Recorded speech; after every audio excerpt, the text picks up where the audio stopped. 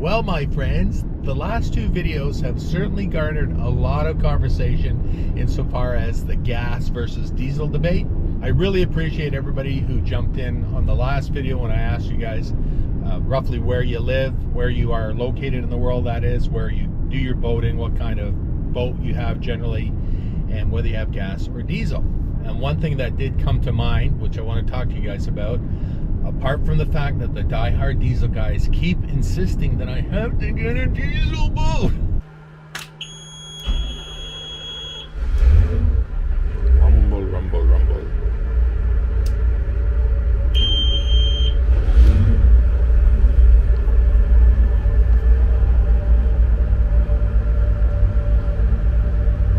And in particular, I want to say thank you to everybody who took the time to reach out and let me know where you boat, what kind of boat you have, whether it's gas versus a diesel boat, what kind of general boat, and generally where you are in the world, because I think that is going to lean in a lot of the decision making as to whether a gas or a diesel engine is going to be good. But we're not going to talk about that today. We're just going to, again, just put that one to the side and just, we'll all agree to disagree on what we think our best motor power should be on our boats. But what I want to talk about in this video is not so much about the power, you know, gas versus diesel. I think we've talked that one to death right now. Maybe we'll come back to it in a few months.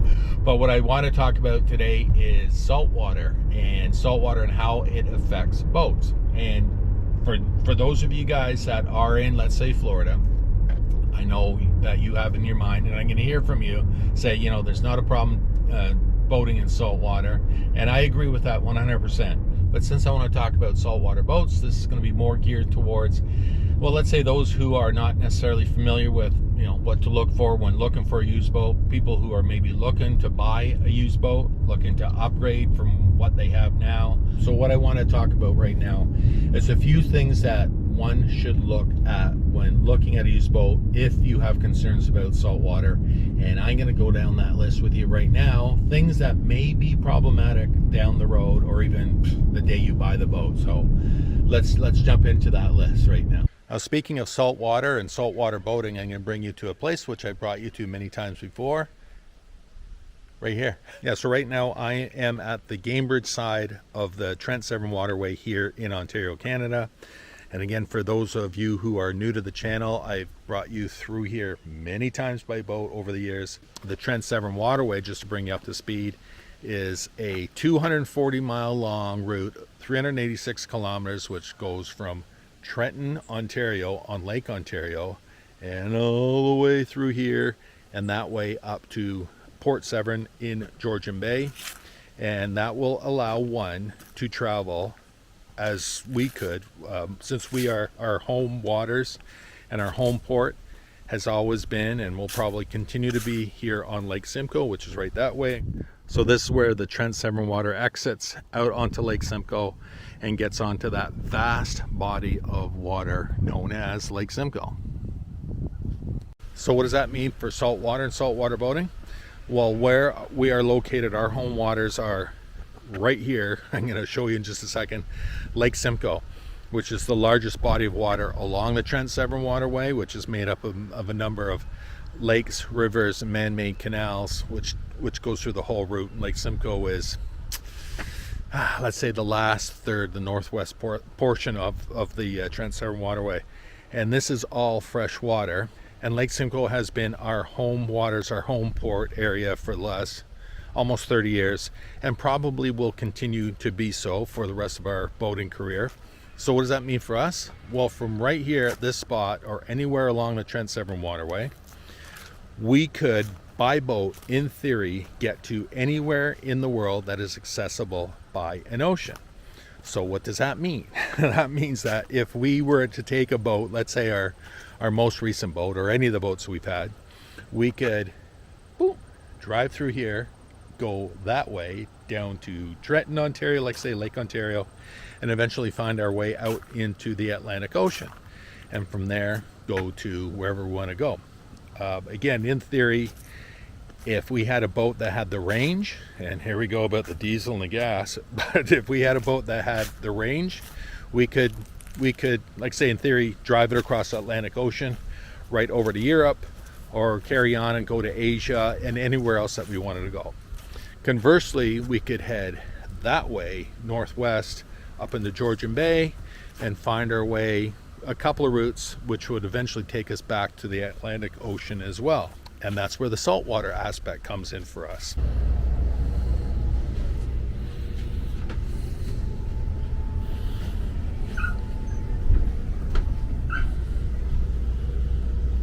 So what does that mean for us? Well, I can tell you this about that. We are, I consider ourselves very lucky that we are located on fresh water. I just think there's a lot more benefits insofar as the longevity and the maintainability and on and on and on for a boat that is in fresh water. But I'm going to get into that in just a second. Now, our most recent boat, our 370 Sundancer that we just sold this year in June, that was built at the Merritt Island Sea Ray plant. And 2 boats before that was our 400 sedan bridge, and that was built at the Palm Coast plant. So what has that got to do about anything? Well, what I'm going to say is those boats were built in the States, built in a saltwater environment, and when we went to the Palm Coast plant to see where our 400 sedan bridge was built, we did a full tour of the plant. It was really, really cool. And I was told by the manager who gave us the tour was that every boat that came off the line was put in the water and went out for a sea trial. So they just did, a leak test and whatever else they do, make sure the thing was actually running and doing what it's supposed to do. I don't know if you can hear that, but there's 2 giant swans just taking off in the distance. They're making a hell of a racket. But getting back to my story again, was at the Palm Coast plant. Like I said, they put the boat in the water and they'll take it out and just make sure that everything is operating as it should before the boat is shipped out to wherever, to the Sea Ray dealers and the new owners. So when I say our last boat was freshwater, that boat was freshwater its whole life, including the time that we owned it. But since it was put in the water, and I'm sure they did the same procedure at the Merritt Island plant, or as they did at the Palm Coast plant, I'm sure that boat was put in the water and run and did whatever they had to do, their initial shakedown cruise before it was sent up to Michigan, where the boat was sold. So what I'm getting at, in a long roundabout way, as I tend to do, was that even though that boat was freshwater its entire life, always on the lake, always on the Great Lakes, was that it started its life actually in salt water. Let's say it was born in salt water. But fortunately, since it was just there, that little cruise, no harm, no foul.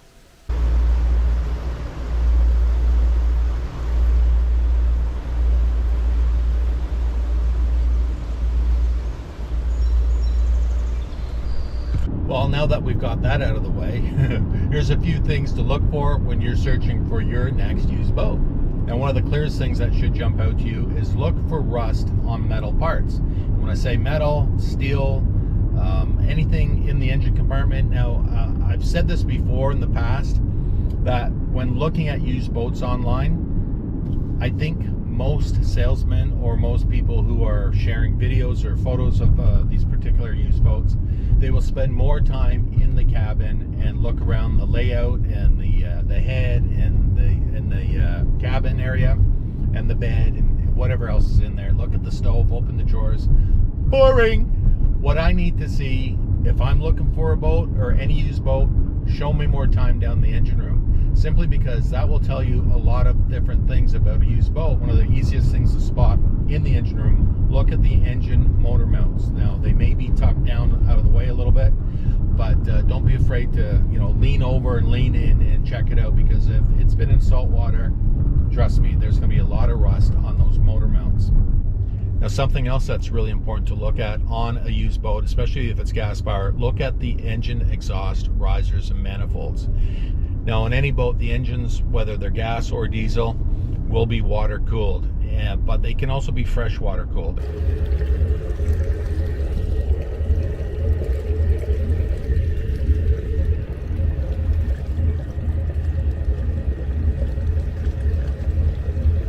So what does freshwater cooling mean? In a regular engine, most engines are water cooled. A If they're not water cooled, they'll be air cooled, but I don't think you'll ever see an air cooled motor, inboard motor anyways, in a boat. So what that means is when a boat is driving through a lake, river, stream, or an ocean for that matter, it will take water from that body of water and it'll take it through the cooling jacket of the engine or engines and then expel it out the other side, usually out through the exhaust side of the engine.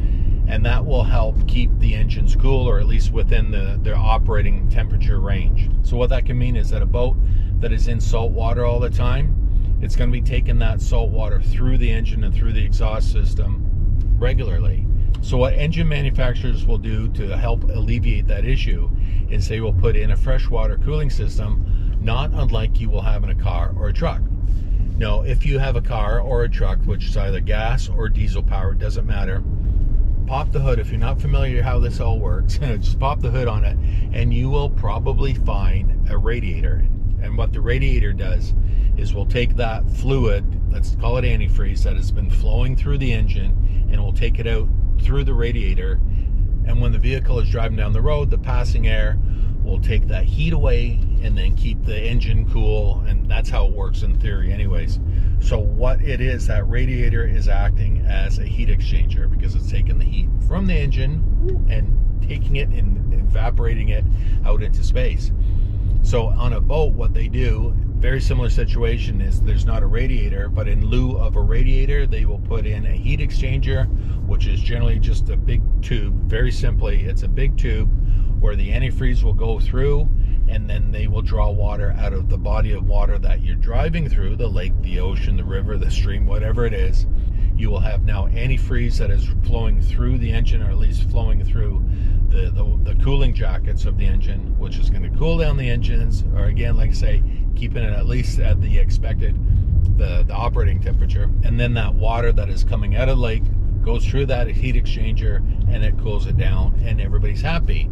And the benefit, again, clearly, if you're following along with my mumbling here, is that the salt water in that type of environment does not have to go through the cooling jacket of the engines. So that's why they call it freshwater cooled, even though you're not necessarily in freshwater and there's no water in the engine. It should be antifreeze. So when looking at used boat listings, see if there's any mention made of either replacement of the exhaust risers or manifolds, because that is generally a strong indication that the boat served at least part of its life in salt water. Because what happens at salt water, like I say, if it sits in the exhaust manifolds or the risers and there's not any flow going through there, its chances are it will cause them to rust. So that's a red flag right there. If you see a listing and you're concerned about not necessarily buying a former saltwater boat or a current saltwater boat, look for that line that says replaced exhaust risers and manifolds.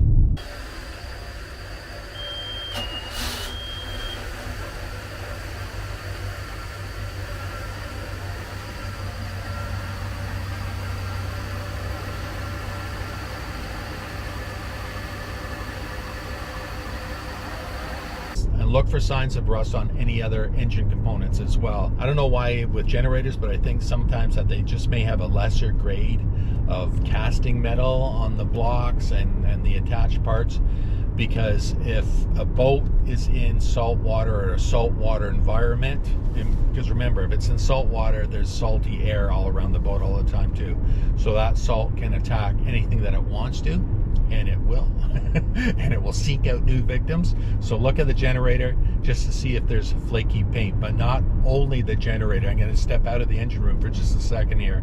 Look at, let's say, door frames, because on a lot of boats, the doors are built out of fiberglass and may even be plastic. And when I say the doors, I'm talking about out in the cockpit area. Sometimes the frames that are around the doors that get into these little cabinets, they're painted, and the material that they use is that white metal or that pot metal, which is, it's not stainless steel and it's not a hardened steel. It's a cheaper metal. I mean, it does the job and it's fine. But again, if the salt is going to attack it, that's one thing to look for. I'm going to see if I can find I know I found a little video clip of a used boat that I was looking at recently, and if I can find that, I'm going to show you what I'm talking about, because sometimes that paint will just flake right off if you rub your hand across it. So take a look out for something like that. So let's jump back down the engine room real quick, and we're going to take a look at, again, the brass. If I didn't mention it, I think I did, but maybe not. Just take a look down at any of the brass fittings, and if they have a heavy coating of green on them, because they should be a browny color, right? The brass from the factory, they're brown. But if they have a heavy green coating on them, that almost certainly means that they have been in a saltwater environment. It doesn't necessarily mean only the salt water, but the salt air around it, because that's going to attack brass, and it will make that green coating on it very, very prevalent and very easy to see. You got to keep in mind that if that brass on those fittings are starting to turn green, which is corrosion, it probably means that it's already starting to attack, or has started to attack, the electrical connections on the whole wiring system. Now, again, I'm not necessarily going to say that that is absolutely happening. I'm going to give you a little bit of background on a situation where a boater in our former marina, he actually went to Florida from here in Ontario, went to Florida and bought his dream boat, which was I'm just going to say it was a big carver. I don't want to mention any specifics just in case. But he bought this boat in Florida. It was a Florida boat, saltwater boat, and drove it up along the eastern seaboard, and spent a lot of money in fuel because he was in a big hurry to get it home. He bought it in the winter, and as soon as the weather was good enough, the conditions were good, he hit the road, or I should say he hit the ocean, and he brought that boat north. And unfortunately, even though the boat looked good, it presented well, and it ran good-ish from what I hear, he was forever chasing down electrical issues on that boat. And I think he had it for about 3 years when he finally gave up, because he spent way too much time, way too much money. He was not the type of guy that was going to say, well, if that doesn't work, I'll just not use that. He would spend the money, which he did, in trying to hunt down whatever these problems were and try to get them fixed. But as soon as one problem was fixed, another one was popping up, and so he gave up after, I think it was about the fourth season. He just said the hell with it and sold the boat, because I guess he just thought he was never going to fix all the demons that were in that boat. If any of you have ever spent way too much time either watching my YouTube videos or chasing down a ghost in an electrical system, you'll pull your hair out, because it could be so many different sources. It could be a broken wire somewhere down the line, or it could be on this end or that end. So if you have an issue with this salt air intrusion into the electrical system, and it's going to cause problems, you might be cursing that for the rest of the time that you own that boat. All right, so again, not going to say that that's necessarily going to happen, but I'm just going to say that's something that you should keep in mind. And let me just say, I'm not dissing any of you guys that are boating in Florida, because, hey, if you can boat year-round, 12 months a year, have at it, hoo-ha. So another thing to look at is for a boat that was maybe, let's say a Florida boat, again, that was in the sun and the heat and the salt air, look at the upholstery, because I think I've seen way too many boats listed for sale online, and they just see, especially the back seat in the cockpit, as well as even the companion seat or the helm seat, like the back, the headrest, they're just gone like that, because they've been subject to way too much sun, as well as, the hot blazing Florida sun, as well as the salt air, which is going to just, it's not a happy combination for upholstery. So if you look at that, or if you look at it even in a glance and it looks like it had been burnt, it has, because it's been burnt by the sun, the hot sun beating down on it for way too long. So if you're thinking of buying a boat like that, if you're willing to deal with something like that, do yourself a favor and talk to a boat marine upholstery guy, and just get a heads up on what it might cost to replace the upholstery.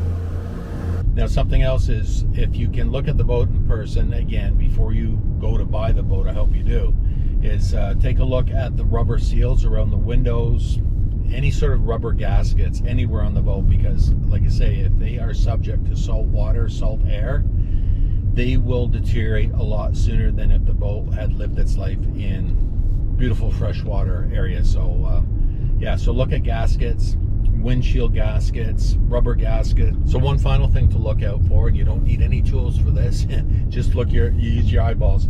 Look at the transom of the boat, where maybe there had been a name on the boat previously, but not necessarily the name of the boat that, you know, previous owner had on it that they had removed.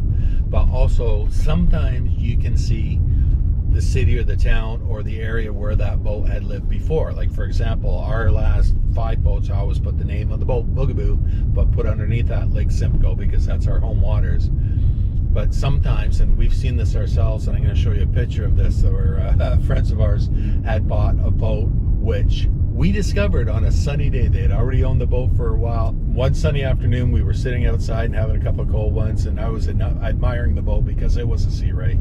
And I noticed that there had been writing on the transom, and discovered that that boat had been in Florida.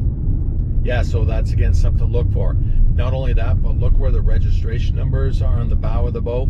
Here in Ontario, they will normally start with an ON, or if it's in the States, or if the boat comes from the States, Great Lake areas, Michigan will start with an MI, Ohio will be OH, I think it is, New York is NY. But if you find that somebody has bought that boat, brought it up, and peeled those numbers off, sometimes there's that same shadow, that phantom lettering that's still on the gel coat.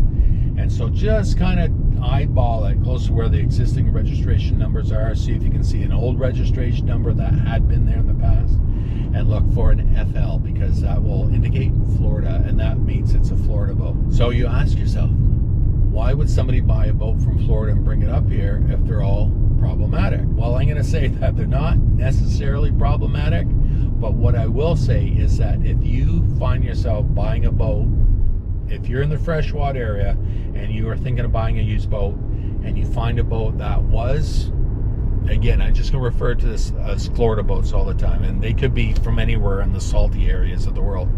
However, there's a lot of boats that find their way from Florida up to where we live. But if you're going to buy that boat up here, and you have an opportunity to buy that identical model year and everything else in freshwater, you'll probably find that there should be a discount of about 30 or 40% of the Florida boat, saltwater boat, versus a freshwater boat, okay? Or there'll be that 30 or 40% premium for the freshwater over the salty, all right? I'm just gonna wrap this one up by saying I'm not trying to dissuade anybody from buying a boat that has necessarily started its life or lived part of its life in salt water. Doesn't necessarily mean that it's going to be a bad boat. However, that said, my personal opinion is that if I had a choice between freshwater and saltwater, I'd take freshwater all day long. Of course, it's going to come down to how the boat was maintained, and we talked about this in the last couple of videos. Yeah, so if that boat has gone out in the ocean for the day and splashed through the waves, and it's going to be infused with salt everywhere, it should be rinsed off. Now, I think that there's a lot of people that won't bother doing that. That could have a lot of long-term effects, negative effects. And if you don't know what I'm talking about, just take a look at some of the YouTube channels that are centered around Haulover Inlet in Florida. And these guys are propped up with their cameras, and they're filming boats going in and out of there all day long. And a lot of those guys get caught up in huge waves, so much so that they will just plow into the waves and just be washed over. And I look at that, it's like, nope, never want that boat. No way, no how. So yeah, that's it for this one, and I'm sure it's going to get a lot of conversation. So as always, I will look forward to your comments and let me know what you think, and then I will see you on the next one, which I'm sure is going to relate to a lot of the comments I get from you. All right, so that's it for now. Take care. Cheers.